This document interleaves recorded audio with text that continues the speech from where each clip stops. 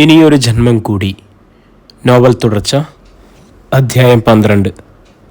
ഭർത്താവിനോടും അമ്മായി അച്ഛനോടുമായി പറഞ്ഞിട്ട് അവൾ ഭർതൃഗൃഹം വിട്ടിറങ്ങി. അന്ന് രാത്രി 11 മണിക്ക് സുധീഷിൻ്റെ ഫോണിലേക്ക് ഗോവിന്ദക്കുറുപ്പിൻ്റെ കോളെത്തി. നീ എന്തെടുക്കുക സുധീഷേ? എന്തു ചെയ്യാൻ? വല്യച്ഛൻ്റെ വാക്ക് കേട്ടിറങ്ങി. ഞാനിപ്പോൾ പെരുവഴിയിലായില്ലേ. പേടിക്കണ്ട, എൻ്റെ കൂടെ നിൽക്കാൻ നിനക്ക് ധൈര്യമുണ്ടോ? നിനക്ക്? ഉവ്. എങ്കിൽ കേട്ടോ, നാളെ രാത്രി നേരം വെളുക്കും മുൻപ് വിദ്യാലക്ഷ്മി ആത്മഹത്യ ചെയ്യും. അവൾ കൈയടക്കാൻ ശ്രമിച്ചതൊക്കെ നിന്റെ കാൽച്ചൂട്ടിൽ വരും. സുധീഷ് ഒന്ന് ആലോചിച്ചു. നഷ്ടപ്പെട്ടതൊക്കെ തിരിച്ചു കിട്ടുമെങ്കിൽ ഒരു കൊലപാതകമോ ആത്മഹത്യയോ നടന്നോട്ടെ എന്നയാൾ കരുതി. എനിക്ക് 1 മണിക്കൂറെങ്കിൽ 1 മണിക്കൂർ അവളെ എൻ്റെ കാൽച്ചുവട്ടിൽ കിട്ടണം. അയാൾ കവിളിൽ തൊട്ടുകൊണ്ട് വൃദ്ധനോട് പറഞ്ഞു. സമ്മതം. ഒരു രാത്രി മുഴുവൻ അവളെ നിനക്ക് കിട്ടും. പുലരുമ്പോൾ ആത്മഹത്യ ചെയ്യാൻ ഒരല്പം ജീവൻ ബാക്കി വെക്കണമെന്ന് മാത്രം.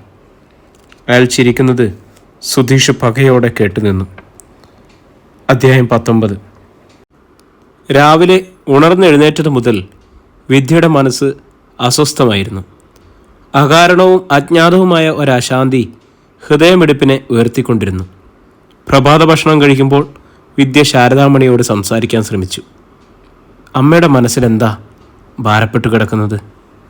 ഇനിയും മറച്ചു വെച്ചാൽ പിന്നീട് ഒരിക്കലും അത് പറയാനൊരവസരം കിട്ടിയെന്ന് വരില്ല. ശാരദാമണി മൗനവ്രതം സ്വീകരിച്ചവളെ പോലെ വിദ്യയെ ഒന്ന് നോക്കുക മാത്രം ചെയ്തു. വീട്ടിലും കടയിലുമൊക്കെ ഞാൻ ഒരുപാട് യുദ്ധം ചെയ്താണ് പിടിച്ചു നിൽക്കുന്നത്. എല്ലാവർക്കും പണവും അധികാരവും മതി. അതിനുവേണ്ടി ചതിയും വഞ്ചനയാണ് നടത്തുന്നത്. വൈശാഖേട്ടനെയും സുധീഷേട്ടനെയും ഞാൻ പുറത്താക്കി. അമ്മയെങ്കിലും എനിക്കൊരു സപ്പോർട്ട് തരണം. ഇതൊക്കെ വിട്ടുകൊടുത്താൽ നാളെ ഞാൻ പോകേണ്ടി വരുമ്പോൾ അമ്മയ്ക്കൊരു സുരക്ഷിതത്വം ഉണ്ടാവുമോ? ശാരദാമണിയുടെ കണ്ണുകളിൽ ഒരു പിടയൽ വീണു.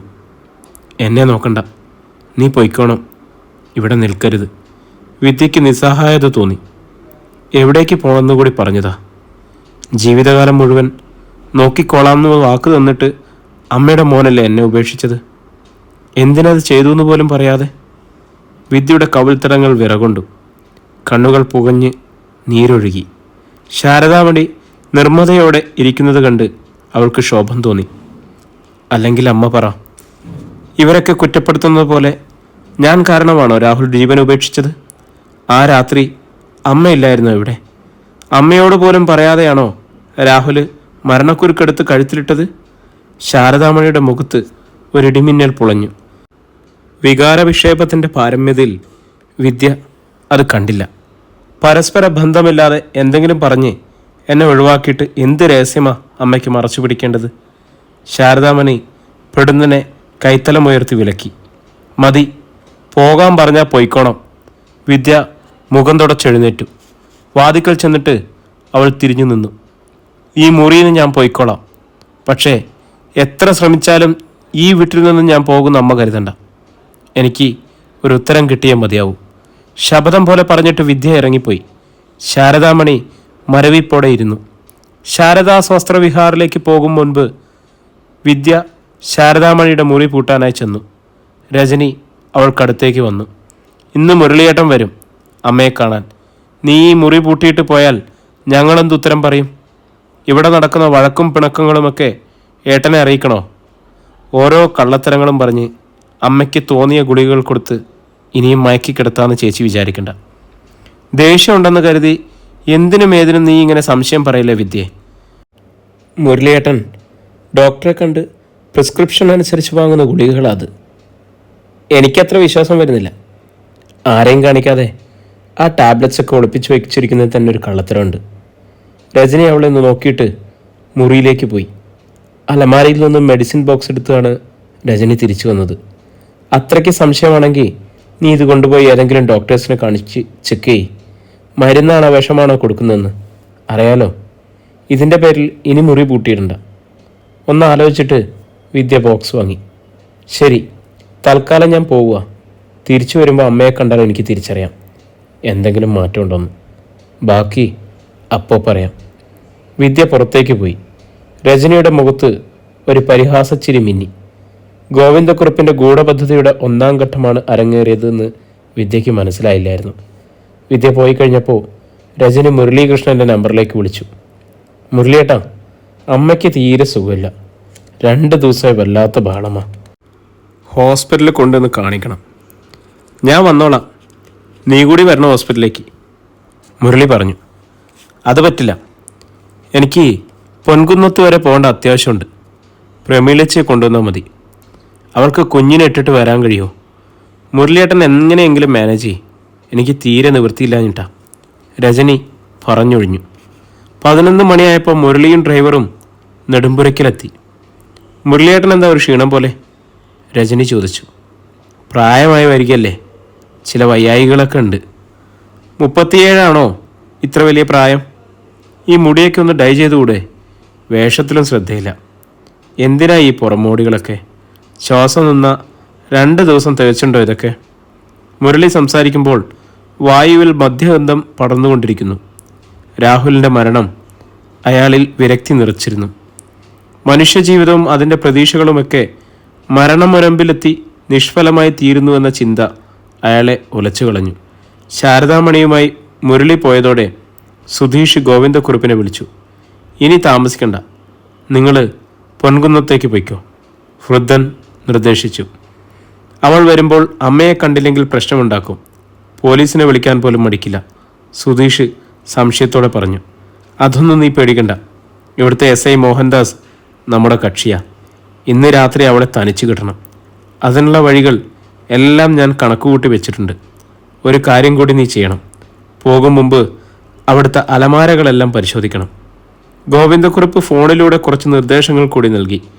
കോൾ കട്ട് ചെയ്തതും സുധീഷ് രജനിയുടെ അടുത്തേക്ക് ചെന്ന് വേഗം പുറപ്പെടാൻ ആവശ്യപ്പെട്ടു. നമ്മളെല്ലാം ഒഴിഞ്ഞുപോയാൽ അവൾ തിരിച്ചു പോയിക്കൊള്ളുമെന്നാണോ വല്യച്ഛൻ പറയുന്നത്?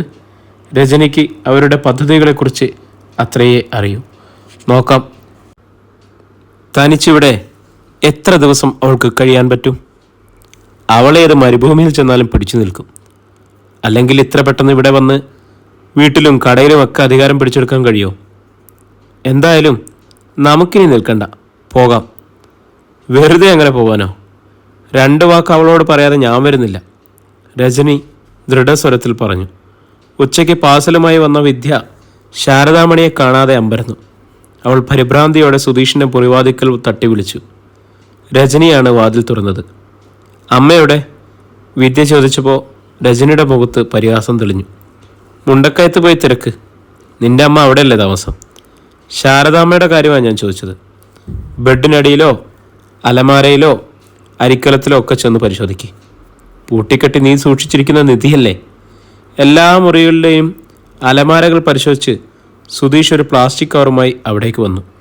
വിദ്യയും രജനിയും കോർത്തു കഴിഞ്ഞുവെന്ന് അയാൾക്ക് മനസ്സിലായി. ഞാൻ ചോദിക്കുമ്പോഴല്ലേ ബുദ്ധിമുട്ട്, പോലീസ് വന്നാൽ മറുപടി കിട്ടുമെന്ന് നോക്കാം. വിദ്യ മൊബൈൽ എടുത്തതും സുധീഷ് വന്ന് തടഞ്ഞു. അമ്മയെ മുരളിയേട്ടൻ റൊട്ടീൻ ചെക്കപ്പിന് ഹോസ്പിറ്റലിൽ കൊണ്ടുപോയതാ, വൈകുന്നേരത്തേക്ക് തിരിച്ചു കൊണ്ടുവരും. ശാരദാമണിയെ കാണാതെ മുറുകി നിന്നിരുന്ന വിദ്യയുടെ മനസ്സും ഞരമ്പുകളും ഒന്നയഞ്ഞു. രജനി വർദ്ധിത വീര്യത്തോടെ വിദ്യയുടെ അരികിലേക്ക് വന്നു. മുരളിയേട്ടനേക്കാൾ വലിയ ബന്ധുവും അവകാശിയുമൊക്കെ നീയാണെങ്കിൽ വിളിക്കടി പോലീസിനെ. വിദ്യ രജനിയെ തറപ്പിച്ചു നോക്കി.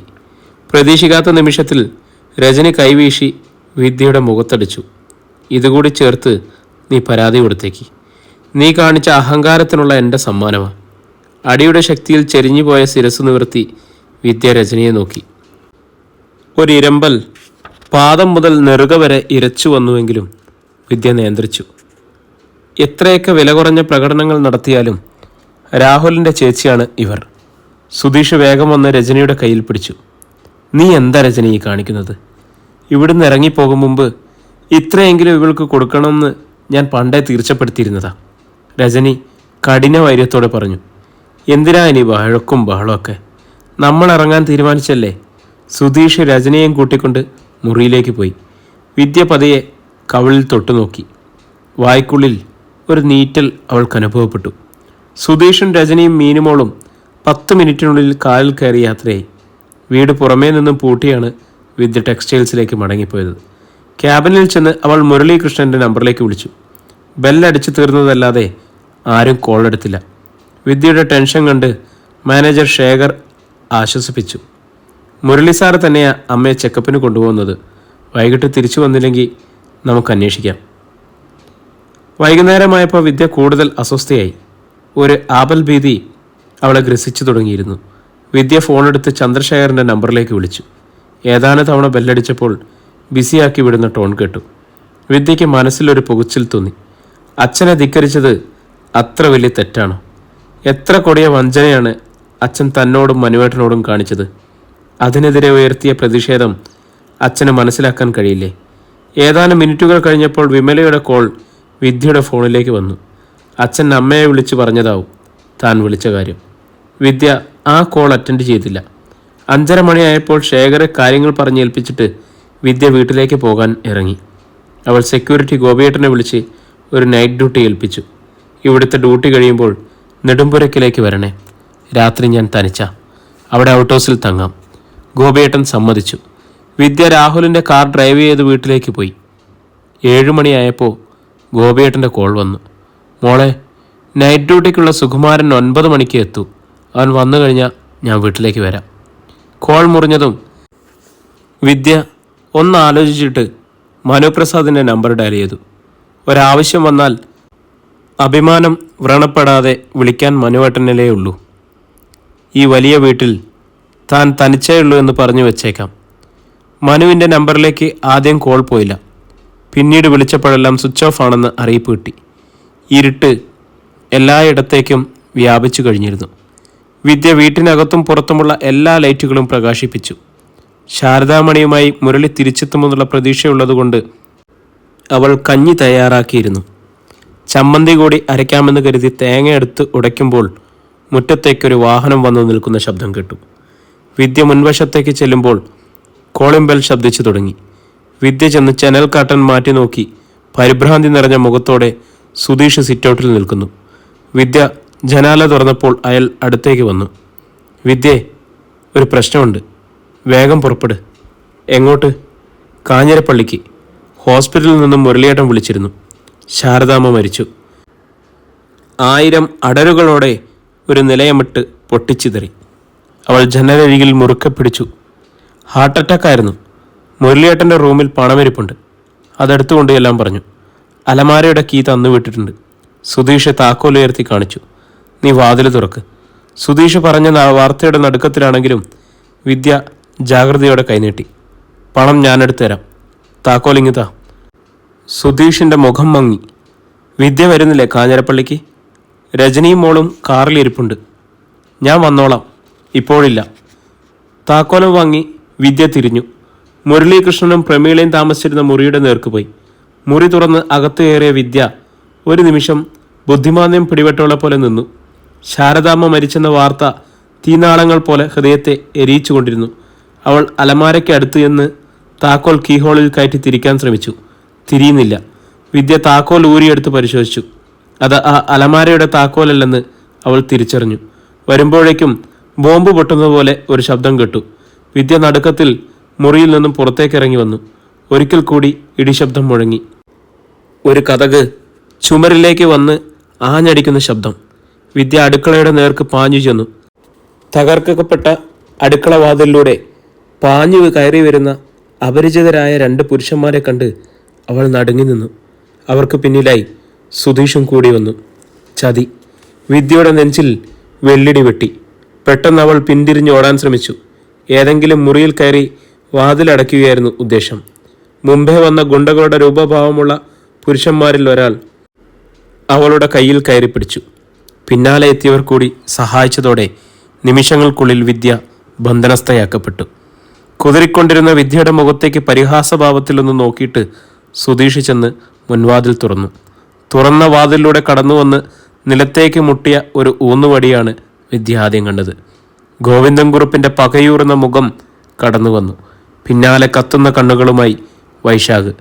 നിലവിളി അമർത്താനായി ഗുണ്ടകളിൽ ഒരാൾ വാപൊത്തി പിടിച്ചിരിക്കുകയായിരുന്നു. വിദ്യയുടെ കണ്ണുകൾ മിഴിഞ്ഞു വന്നു.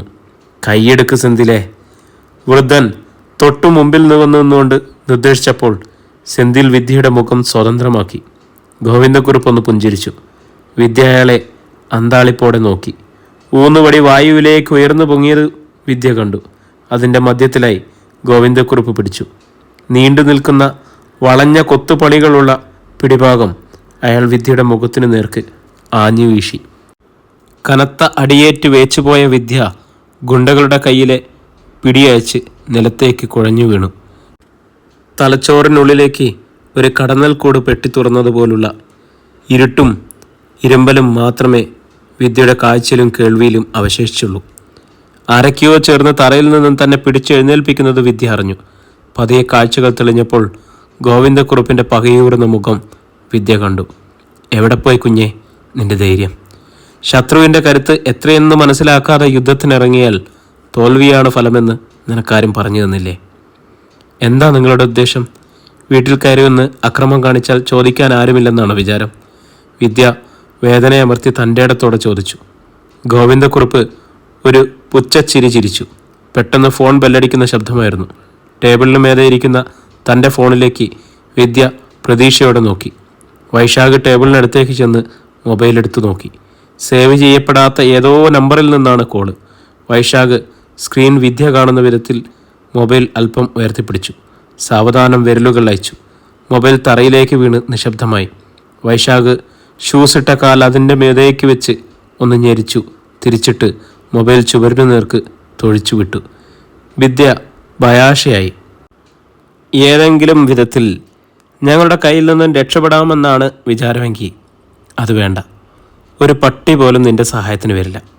ജീവനും മാനവും രക്ഷിക്കണമെന്നുണ്ടെങ്കിൽ ഒരേ ഒരു വഴി മാത്രമേ ഉള്ളൂ. പറയുന്നത് അക്ഷരം പ്രതി അനുസരിക്കുക. വൈശാഖ് മൂർച്ചയുള്ള സ്വരത്തിൽ പറഞ്ഞപ്പോൾ വിദ്യ അയാളെ പകപ്പോടെ നോക്കി. ഗോവിന്ദക്കുറുപ്പ് വിദ്യയുടെ മുന്നിലൂടെ ഒരു ചാൻ നടന്നിട്ട് പെടുന്നനെ അവളുടെ മുഖത്തേക്ക് നോട്ടമൂന്നി. എല്ലാത്തിനും കാരണം നീ തന്നെയാ. 1 കോടി രൂപ ഞങ്ങൾ എങ്ങനെ തിരിച്ചു തരും? നിനക്കത് വേണ്ടെന്ന് വെക്കാനുള്ള മനസാക്ഷിയിട്ടില്ല താനും. വിശ്വസിച്ച് കൂടെ നിർത്തിയവനെ വഞ്ചിച്ച നിങ്ങൾക്ക് മനസാക്ഷി എന്ന വാക്കിൻ്റെ അർത്ഥം അറിയാമോ? നീ വഴങ്ങില്ല എന്ന് എനിക്കറിയാം. ഒന്ന് ശ്രമിച്ചു നോക്കാമെന്ന് കരുതിയുള്ളൂ. അതിലേക്ക് കടക്കും മുമ്പ് ഒരു കടം തീർക്കാനുണ്ട്. വൃദ്ധൻ തിരിഞ്ഞ് സുധീഷിനെ നോക്കി. നിന്റെ അവസരമാടത്.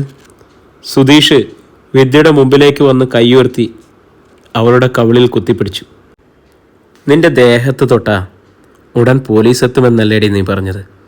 വിളിക്കടി പോലീസിനെ.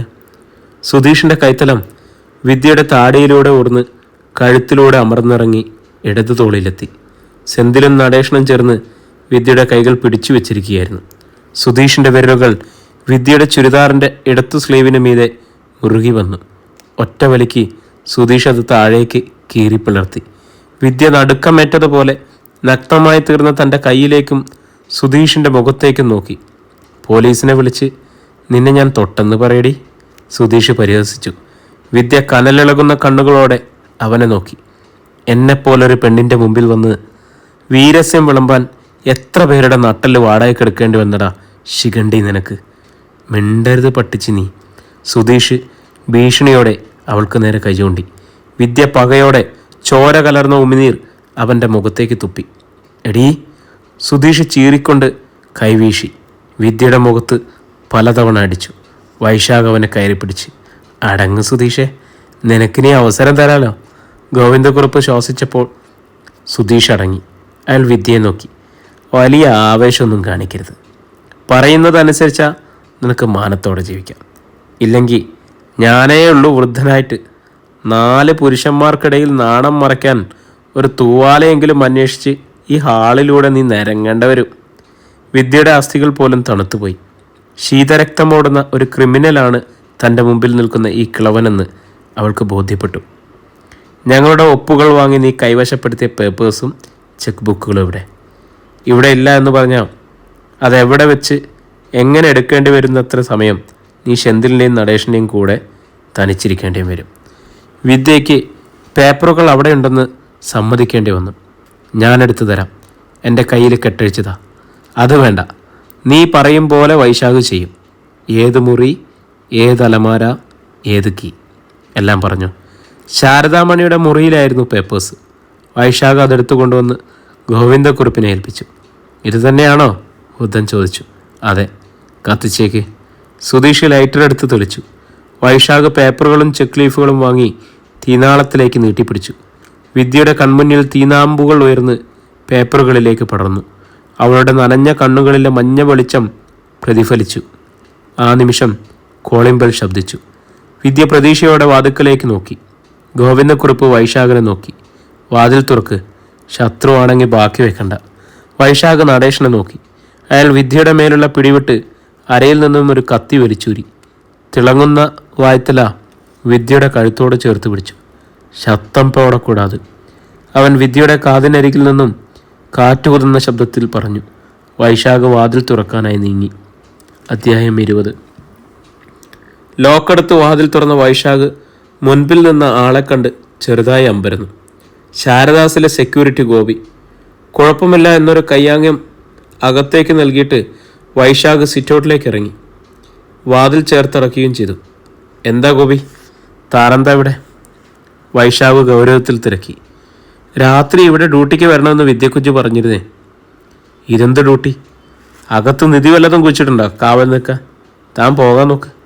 ഗോപിക്ക് ഒരു പന്തികേട് അനുഭവപ്പെടുന്നുണ്ടായിരുന്നു. വിദ്യ ടെക്സ്റ്റൈൽസിൽ നിന്നും പുറത്താക്കിയ മാനേജർക്ക് അസമയത്ത് ഈ വീട്ടിലെന്ത് കാര്യം? സെക്യൂരിറ്റിയുടെ കാര്യം വിദ്യക്കുഞ്ഞ് പ്രത്യേകം പറഞ്ഞു ഏൽപ്പിച്ചതാ. മോള് പറയാതെ എനിക്ക് തിരിച്ചു പോകാൻ പറ്റില്ല. സാറ് വിദ്യക്കുഞ്ഞിനെ വിളിക്കി. ഗോപി വൈമനസ്യം പ്രകടിപ്പിച്ചതോടെ വൈശാഖിന് കോപമായി. ഞാൻ പറഞ്ഞാൽ തനിക്ക് മനസ്സിലാവില്ലേ? ഒരു വിദ്യക്കുഞ്ഞ്. മോളെന്ന് വിളിക്കാൻ താനാണോ അവളുടെ തൊന്ത? ചുമ്മാ അഭ്യാസം കാണിക്കാതെ പോകാൻ നോക്കടാ. പുറത്തെ സംഭാഷണം വിദ്യയും കേൾക്കുന്നുണ്ടായിരുന്നു.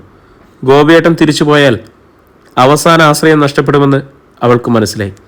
താൻ അപകടത്തിലാണെന്ന് ഒരു സൂചനയെങ്കിലും നൽകാൻ എന്താണ് വഴി? സെന്തിലും നടേശനും അവൾക്ക് കുതിരാനാവാത്ത വിധം പിടിച്ചു നിർത്തിയിരിക്കുകയാണ്. നടേശൻ്റെ വലതു കൈയിലെ കത്തിയുടെ വാൾത്തലവും നനങ്ങിയാൽ തൊണ്ടക്കുഴി പിളർക്കും. വിദ്യയുടെ മനസ്സിലേക്ക് ഒരാശയം പൊന്തി വന്നു. അവൾ കണ്ണുകൾ അടച്ച് മയക്കത്തിലെന്ന പോലെ കുഴഞ്ഞു വീഴാനൊരുങ്ങി. സെന്തിലും നടേശനും അമ്പരന്നു. നടേശൻ പെട്ടെന്ന് കത്തി മാറ്റി പിടിച്ചതും വിദ്യ പതുക്കെ ഉലഞ്ഞ് താഴേക്കിരുന്നു. അതേ നിമിഷത്തിൽ തന്നെ അവൾ സർവശക്തിയും സംഭരിച്ച് ഒരു നിലവിളി ശബ്ദമുണ്ടാക്കി. മുൻവാതിൽ അടച്ചിരുന്നതുകൊണ്ട് കരച്ചിലിൻ്റെ ശബ്ദം പൂർണ്ണമായും പുറത്തേക്ക് ചെന്നില്ല.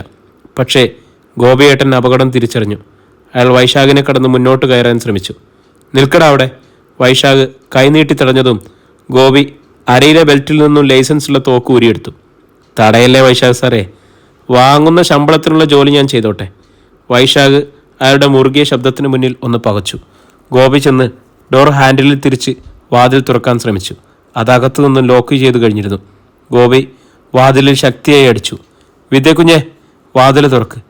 ഏതാനും മിനിറ്റുകൾ കഴിഞ്ഞാണ് വാതിൽ തുറക്കപ്പെട്ടത്. ഊന്നുവടി കുത്തിപ്പിടിച്ച് മുൻപിൽ നിൽക്കുന്ന ഗോവിന്ദക്കുറുപ്പിനെ കണ്ട് ഗോപിയൊന്ന് പതറി. നെടുമ്പുരയ്ക്കൽ തറവാട്ടിലെ തലമൂത്ത കാരണവർ. എന്താടോ താനെന്തിനായി വാതിൽ തല്ലിപ്പൊളിക്കുന്നത്? ഞാൻ ആരോ നിലവിളിക്കുന്നത് പോലെ തോന്നി. അതുകൊണ്ട് വൃദ്ധൻ തിരിഞ്ഞ് അകത്തേക്ക് നോക്കി. ഇവിടെ TV വെച്ചിട്ടുണ്ടേ, അതിൻ്റെ ശബ്ദമായിരിക്കും കേട്ടത്. ഗോപി അകത്തേക്ക് കയറി നോക്കിയപ്പോൾ TV പ്രവർത്തിക്കുന്നത് കണ്ടു. ഒരു വെടിവയ്പ് രംഗവും സ്ഫോടനവും സ്ക്രീനിൽ നടക്കുകയാണ്. ഗോപി ജാഗ്രതയോടെ ഹാളിലൂടെ കണ്ണോടിച്ചു. തറയിൽ പേപ്പർ കത്തിയ ചാരം കിടക്കുന്നു. പ്രത്യേകിച്ച് മാറ്റമൊന്നും കാണാനില്ല. വിദ്യമോളവിടെ? ഗോപിയുടെ ചോദ്യം കേട്ട് ഗോവിന്ദക്കുറുപ്പിൻ്റെ മുഖത്തൊരു പരിഹാസച്ചിരിയുണ്ടായി. നിന്നോട് മറുപടി പറയേണ്ട കാര്യം എനിക്കില്ല, എങ്കിലും പറയാം. വിദ്യാലക്ഷ്മി ഇവിടെ ഇല്ല. അവളുടെ അച്ഛൻ വന്ന് മുണ്ടക്കയത്തേക്ക് കൊണ്ടുപോയി. എന്നിട്ട് എന്നോട് വിവരം പറഞ്ഞില്ലല്ലോ. വൈശാഖ് ശോഭത്തോടെ അങ്ങോട്ട് വന്നു. തന്നോട് പറയാൻ താനാരാ? ചുമ്മാ നിന്ന് വേഷം കെട്ടിറക്കാതെ പോകാൻ നോക്കടാ. വൈശാഖ് ആക്രോശിച്ചു. ഗോവിന്ദക്കുറുപ്പ് അവസാനത്തെ ആണിയും അടിച്ചു. ഇവിടെ ഞാനും വൈശാഖും മാത്രമേ ഉള്ളൂ. മുരളിയും ശാരദാമണിയും ഇപ്പോൾ വരും. ഞങ്ങൾക്ക് തൻ്റെ കാവൽ വേണ്ട. വിദ്യയ്ക്ക് കാവൽ കിടക്കണമെന്ന് നിർബന്ധമാണെങ്കിൽ മുണ്ടക്കയത്തെ വീട്ടിലേക്ക് ചെല്ലുക. ഗോപി നിവൃത്തിയില്ലാതെ അവിടെ നിന്നും ഇറങ്ങിപ്പോയി. ഗേറ്റിനടുത്ത് നിന്നിട്ട് തിരിഞ്ഞു നോക്കുമ്പോൾ വൈശാഖ് വാതിലടയ്ക്കുന്നത് കണ്ടു. ഗോപി പുറത്തിറങ്ങിയിട്ടും വിദ്യാലക്ഷ്മിയുടെ നമ്പറിലേക്ക് വിളിച്ചു. കോൾ കണക്റ്റ് ആവുന്നില്ല. അയാൾ വീടിന് നേർക്ക് നോക്കി. TVയുടെ ശബ്ദം അല്പം കൂടി ഉയർന്നു കേൾക്കുന്നുണ്ട്. നിരാശയോടെ ഗോപി റോഡിലേക്ക് ഇറങ്ങി നടന്നുപോയി. അകത്ത് കയറി വാതിലടച്ചിട്ട് വൈശാഖ് ആകാംക്ഷയോടെ വൃദ്ധനെ നോക്കി. അവളെവിടെ? ഇത്ര പെട്ടെന്ന് എങ്ങോട്ട് മാറ്റി? വിദ്യ ബഹളം വെച്ച് ഗോപിയുടെ ശ്രദ്ധ ആകർഷിക്കാൻ ശ്രമിച്ചപ്പോൾ തന്നെ നടേശൻ അവളെ തള്ളി വീഴ്ത്തി വാപൊത്തിയിരുന്നു. സെന്തിലും കൂടി ചേർന്ന് അവളെ വലിച്ചു വരുത്തി ഇടനാഴിയിലേക്ക് കൊണ്ടുപോയി. ഗോവിന്ദക്കുറുപ്പിൻ്റെ നിർദ്ദേശമനുസരിച്ച് സുധീഷാണ് TV പ്രവർത്തിപ്പിച്ചത്. സെന്തിൽ ഒരു പേപ്പർ ഷീറ്റ് എടുത്ത് വിദ്യയുടെ വായിൽ തിരികെ കയറ്റുകയും നടേശൻ കൂടി സഹായത്തോടെ ഒരു ഷാൾ കൊണ്ട് മൂടി വാകെട്ടുകയും ചെയ്തതോടെ അവൾ നിശബ്ദയായി തീർന്നു. ഗോപി തിരിച്ചുപോയെന്ന് ഉറപ്പായതോടെ മറഞ്ഞിരുന്ന സുധീഷ് പുറത്തേക്ക് വന്നു. സെന്തിലും നടേശനും ഇടനാഴിയിൽ കൂടി വിദ്യയെ തള്ളിക്കൊണ്ടുവന്നു. ഗോവിന്ദക്കുറുപ്പ് വൈശാഖനെ നോക്കി നിശബ്ദമായൊരു ആംഗ്യം കാണിച്ചു. വൈശാഖ് സുധീഷിനെ നോക്കി. നിനക്ക് വേണോ സുധീഷ് അവളെ? വേണമെങ്കിൽ കൊണ്ടുപോയിട്ടെ, ഒന്ന് തട്ടിക്കളിച്ചോ. സുധീഷിൻ്റെ കണ്ണുകളിൽ ഒരു തിളക്കം വീണു. വിദ്യാലക്ഷ്മിയുടെ ശരീരം തൻ്റെ കാൽച്ചുവട്ടിലേക്ക് എത്തിയിരിക്കുകയാണ്. ഒരല്പം ധൈര്യം കൂടി സംഭരിക്കണമെന്ന് സുധീഷിന് തോന്നി. 1 മിനിറ്റ്, ഞാനിപ്പോൾ വരാം. കുറച്ച് നാളായി കാത്തിരിക്കുന്നതാ, ഒന്ന് റെഡിയാവട്ടെ. വിദ്യയെ വെറിയോടെ ഒന്ന് നോക്കിയിട്ട് സുധീഷ് താൻ ഉപയോഗിച്ചുകൊണ്ടിരുന്ന റൂമിന് നേർക്ക് പോയി. വൈശാഖ് വിദ്യയുടെ മുൻപിലേക്ക് വന്നു. അവളുടെ മിഴികളിൽ നുരഞ്ഞു പൊന്തുന്ന വെറുപ്പ് കണ്ട് ചെകിടത്തടിക്കാനുള്ള വെമ്പലോടെ അവൻ കൈയുയർത്തി. വൈശാഖ്, വേണ്ട. ഗോവിന്ദക്കുറുപ്പ് വിളിച്ചപ്പോൾ പുനരാലോചനയോടെ അവൻ കൈതാഴ്ത്തി. കൂവിക്കരഞ്ഞു വിളിച്ച ആ സെക്യൂരിറ്റിക്കാരൻ പട്ടി നിന്നെ രക്ഷിക്കുമെന്ന് വിചാരിച്ചോടി നീ? അവൻ ചോദിച്ചപ്പോഴും വിദ്യ പകയോടെ നോക്കി നിന്നു. വൈശാഖൻ്റെ ഉള്ളിൽ രോക്ഷം തിളച്ചു. മുണ്ടക്കയത്തു നിന്നും തിരിച്ചു വന്നപ്പോൾ മുതൽ കാണുന്നതാണ് തോൽക്കാൻ തയ്യാറല്ലാത്ത ഇവരുടെ അഹങ്ത. പലപ്പോഴും പല്ലുകടിച്ച് ദേഷ്യം അമർത്താനേ കഴിഞ്ഞിട്ടുള്ളൂ. രാഹുലിൻ്റെ മുൻപിലും അതേ ഗതികേടിലായിരുന്നു താൻ. നോക്കി ദഹിപ്പിക്കണ്ടടി. നിന്നേക്കാൾ വലിയ സാമർത്ഥ്യക്കാരനായിരുന്നു നിന്റെ ഭർത്താവ് രാഹുൽ മാധവൻ. എന്നിട്ടെന്തായി? ഞങ്ങൾക്കെതിരെ നീങ്ങാൻ അവൻ തീരുമാനിച്ച ശേഷം ഒരാഴ്ച തികച്ച് ഭൂമിക്ക് മീതെ ഇരിക്കാൻ സമ്മതിച്ചിട്ടില്ല. അറിയോ? വിദ്യാലക്ഷ്മിയുടെ കണ്ണുകളിൽ ഒരു പിടയലുണ്ടായി. വൈശാഖിലത് ഹരം പടർത്തി. പണ്ട് എൻ്റെ അച്ഛനെ കിട്ടേണ്ട തറവാട്ട് തട്ടിയെടുത്തവനാ അവൻ്റെ തന്ത മാധവൻ. എന്നിട്ടെന്താ? ഒരേ ബിസിനസ് നടത്തി പൊളിഞ്ഞ് ചങ്ക് പൊട്ടി ചത്തു. അഷ്ടിക്ക് വകയില്ലാതെ ഞങ്ങളുടെ വീട്ടുവാതിക്കൽ വന്ന് എരന്നിട്ടുണ്ട് ഇവിടുത്തെ തള്ളയും മക്കളും. മുരളീകൃഷ്ണൻ കടൽ കടന്നുപോയി സമ്പാദിച്ചു തുടങ്ങിയപ്പോഴാണ് ഇവനൊക്കെ വലിയ മുതലാളിമാരായത്. എൻ്റെ ജോലി നഷ്ടപ്പെട്ടുവെന്ന് അച്ഛൻ മുരളിയോട് സൂചിപ്പിച്ചപ്പോൾ ഔദാര്യം പോലെ വെച്ച് നീട്ടിയതാ നക്കാപ്പിച്ച ശമ്പളത്തിന് ഈ മാനേജർ പണി. നിന്റെ കെട്ടിയവൻ്റെ പാദസേവകനാക്കി പഴയ കുടിപ്പക വീട്ടിയതാ മുരളി. വൈശാഖിൻ്റെ മുഖം കഠിനവൈരത്താൽ ചുവന്നു. ചെയ്യുന്ന ജോലിക്ക് തക്കതായ പ്രതിഫലം തരാൻ ഇവർക്ക് മനസ്സില്ലെന്ന് കണ്ടപ്പോൾ പണമുണ്ടാക്കാൻ ഞങ്ങൾ കണ്ടുപിടിച്ച വഴിയായിരുന്നടി റെയിൻഡിയർ എന്ന കാട്ടിപ്പ് കമ്പനി. മണം പിടിച്ചു വരുന്ന പട്ടിയെപ്പോലെ അവൻ റെയിൻഡിയറിന് പിന്നാലെ കൂടിയപ്പോൾ ഞങ്ങൾക്ക് വേറെ വഴിയില്ലാതായി.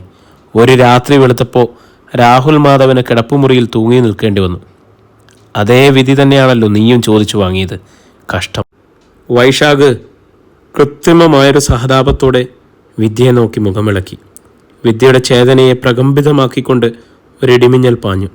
അത്ര നാളും ഹൃദയത്തെ നീറിപ്പുകച്ച് തീരാ സംശയങ്ങൾ ഉയർത്തിയ ഒരു വലിയ സമസ്യയുടെ ഉത്തരമാണ് കിട്ടിയിരിക്കുന്നത്. അവളുടെ മിഴികൾ വിങ്ങി വിറച്ച് നീരൊഴുക്കി. വൈശാഖ്, വൃദ്ധൻ കരുതലോടെ വിളിച്ചപ്പോൾ അവൻ വികാരാവേശത്തോടെ തലതിരിഞ്ഞു നോക്കി. ഇനി എന്ത് പേടിക്കാനാച്ചാ? നാളത്തെ സൂര്യോദയം ഇവള് കാണില്ല. രാഹുലിനെ ഉറക്കിയ അതേ കൈകൾ കൊണ്ട് സെന്തിലും നരേഷും ഇവളെയും ഉറക്കും. വിദ്യയുടെ ഉടൽ ചുട്ടുപഴുത്തു. രാഹുലിനെ ഇല്ലാതാക്കിയ നീചന്മാരാണ് തന്നെ പിടിച്ചു നിർത്തിയിരിക്കുന്ന ഈ ഗുണ്ടകൾ. വൈശാഖ് ഗുണ്ടകളെ നോക്കി. 1/2 മണിക്കൂർ നേരത്തേക്ക് അവളെ സുധീഷിന് വിട്ടുകൊടുത്തേക്ക്. അത് കഴിഞ്ഞാൽ തീർത്തേക്കണം. ഒരു കുഞ്ഞിന് പോലും സംശയം തോന്നരുത്. ഭർത്താവിൻ്റെ മരണത്തോടെ മാനസികമായി തകരുന്ന ഭാര്യയും ആത്മഹത്യ ചെയ്തു എന്ന വാർത്ത കേട്ടുവേണം തിരുവല്ലക്കാരുണരാൻ. മരണഭയം വിദ്യയുടെ ഞരമ്പുകളിലൂടെ തീത്തൈലമായി ഒഴുകി. രാഹുലിനെ കടിച്ചു കീറിയ അതേ നികൃഷ്ടജീവികളുടെ ഇരയായി ഒടുങ്ങാനാണോ തൻ്റെയും വിധി? രക്ഷയുടെ ഒരടയാളം പോലും കാണാതെ വിദ്യ വേവലാന്തി പൂണ്ടു. ധൃതിയിൽ ഒരു കുളി പാസാക്കി 2 പെഗ്ഗും വിഴുങ്ങി സിഗരറ്റ് എടുത്ത് കത്തിച്ച് സുധീഷ് ആളിലേക്ക് വന്നു. വിദ്യയുടെ മിഴികൾ ഇടം വലം വെട്ടിക്കൊണ്ടിരുന്നു. സുധീഷ് വിദ്യയുടെ തൊട്ടു മുൻപിലെത്തി. സിഗരറ്റ് പുക വിദ്യയുടെ മുഖത്തേക്ക് ഊതിപ്പറത്തിയിട്ട് അവൻ വലതുകരം ഉയർത്തി ചുരിദാർ കീറിയ ഭാഗത്തെ ചുമലിൽ തൊട്ടു. വേണ്ട സുധീഷ്, ഏതെങ്കിലും മുറിയിലേക്ക് കൊണ്ടുപോ. വൈശാഖ് തടഞ്ഞു. സെന്തിലും നടേഷനും ചേർന്ന് വിദ്യയെ ഇടനാഴിയിലേക്ക് തള്ളിയിറക്കി. വിദ്യയുടെ മിഴികൾ വൈശാഖിനെയും ഗോവിന്ദക്കുറുപ്പിനെയും കൊത്തിവലിക്കും പോലെ ഒന്ന് നോക്കി. തങ്ങളെ ജീവനോടെ ദഹിപ്പിക്കാൻ തക്കവിധം കഠിനമായ വൈര്യം അവളുടെ കണ്ണുകളിൽ തിളങ്ങുന്നത് ഇരുവരും കണ്ടു. സെന്തിലും നടേഷനും ബെഡ്റൂമിലേക്ക് വിദ്യയെ കൊണ്ടുചെന്ന് തള്ളിയതും സുധീഷ് അകത്തേക്ക് കയറി വാതിലടച്ച് ലോക്കിട്ടു. പ്രിയമുള്ളവരെ, നമ്മുടെ ഈ നോവൽ ഇവിടെ തുടരുകയാണ് കേട്ടോ.